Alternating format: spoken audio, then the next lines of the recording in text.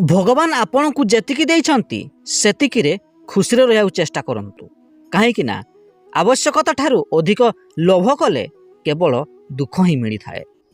पानी जेते सफा हेउथाउ ना कहीं जदि पानी रखा जाउथुवा पात्र सफा होई न थाए तेबे सही पानीर कौनसी मूल्य ही रहे नहीं। ठीक सेमिति मनीषर चेहरा जेते सुंदर हेउथाउ ना कहीं जदि मनीषर चरित्र ठीक न थाए तेबे सही मनीषर कौनसी मूल्य ही न थाए। तेणु जीवन में सब बेले निज चरित्र को सफा रखा चेष्टा करंतु। योद्धा ताकू कहा जाए नहीं जी केवल अन्य को हराइबा को युद्ध करिथाए।